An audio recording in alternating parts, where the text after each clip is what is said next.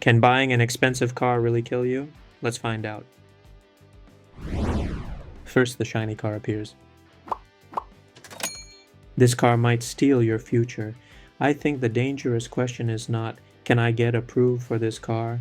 In the United States, Canada, the UK, Europe, Australia, and elsewhere, almost anyone can be shown a payment that looks possible.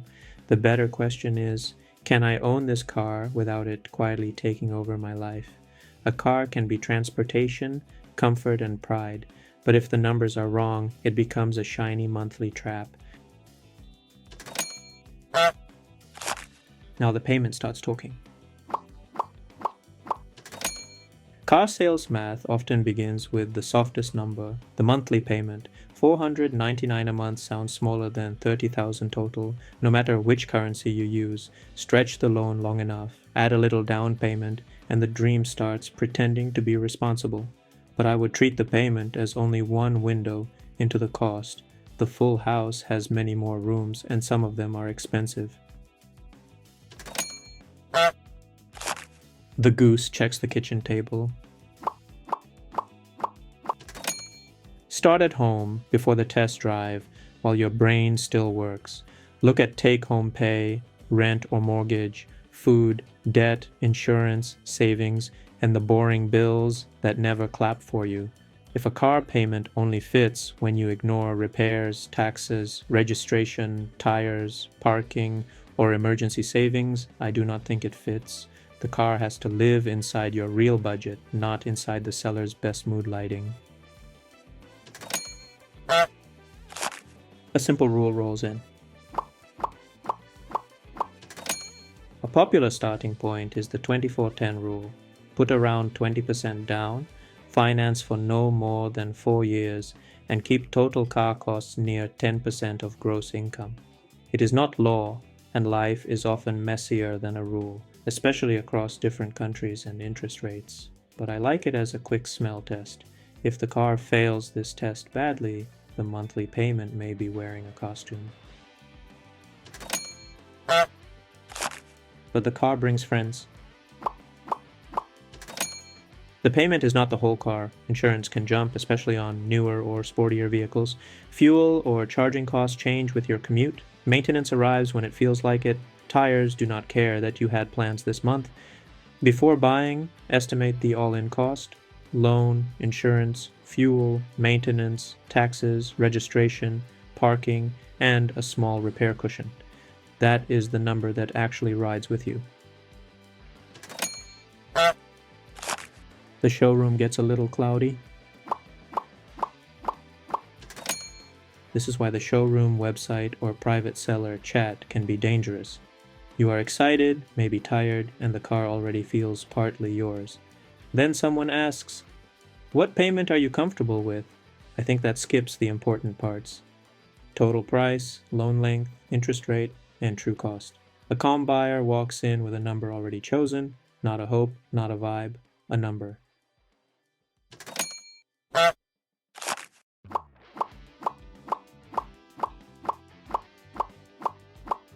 Then the loan starts stretching.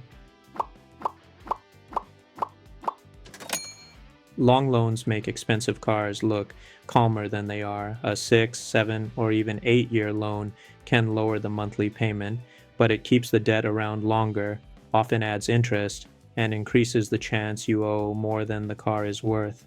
In my opinion, if the only way the car fits is by stretching the loan until your future self-size, the car is probably too expensive. Now the scale tips backward. Cars usually lose value, especially early. That matters because a small down payment plus a long loan can create negative equity. In plain English, you owe more than the car is worth. This happens in many markets, not only in America. Then selling the car, trading it in, or escaping a bad deal becomes harder. The car is no longer just transportation. It is a little financial box with the door stuck.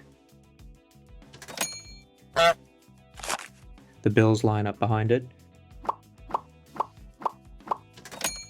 The real pain is not one bill, it is the pileup. A payment takes the front seat, insurance squeezes in, fuel asks for a ride, repairs tap the window, and suddenly your budget has no room for goals. This is how people become car poor. They can technically make the payment, but the car eats the money that was supposed to build options, peace, or a better future. Time to measure the bite. The 10% guideline is useful because it protects the rest of your life.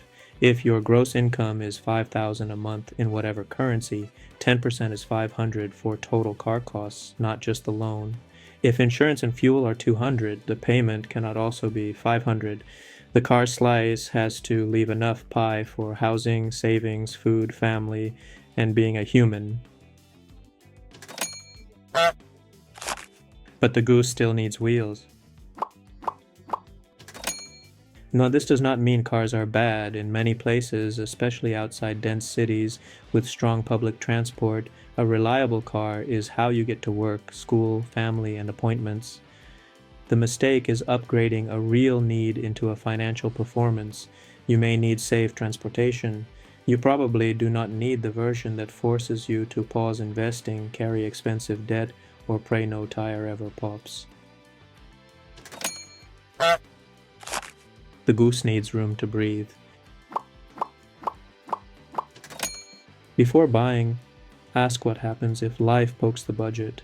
Could you handle a repair, a medical bill, or a smaller paycheck without missing the car payment?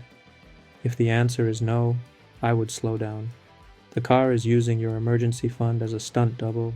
A down payment is good, but do not empty every dollar, pound, euro, or peso just to drive away with a cleaner dashboard.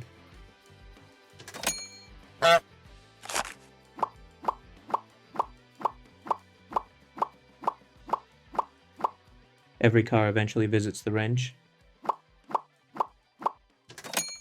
Used cars can be smart, but cheap is not always affordable.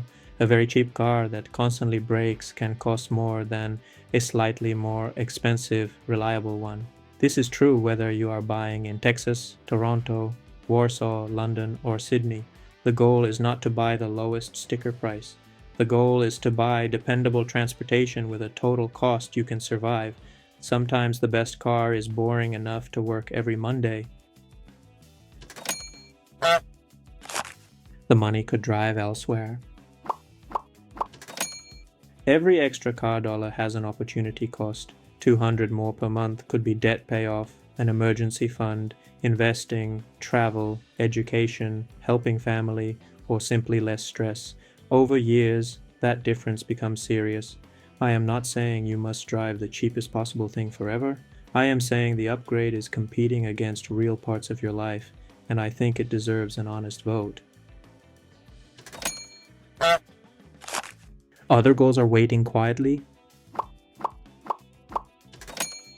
The best affordability test is not only, can I pay this?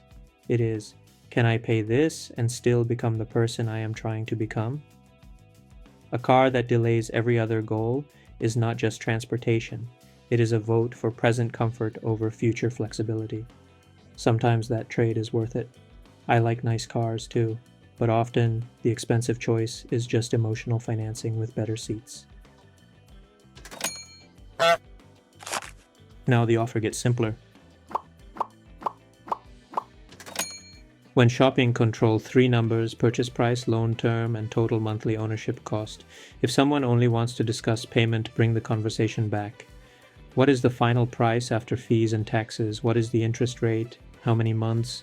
What will insurance cost? You are not being difficult. In my view, you are simply refusing to buy fog in the shape of a car. The goose finds the middle lane. The right car is usually not the cheapest car or the fanciest car. It is the one that does the job, fits the numbers, and does not make your future smaller. Maybe that means buying used, maybe it means waiting 6 months, maybe it means choosing fewer features or a smaller engine. A slightly less exciting car can create a much more exciting life outside the car. One last check before the keys. So how much car can you afford? I would start with the 24-10 test. Add every hidden cost. Avoid long loan magic, keep emergency savings alive, and make sure the car does not crowd out your bigger goals. If the numbers still work after that, enjoy the keys. If they do not, waiting is not failure, it is you protecting your future from a very persuasive steering wheel.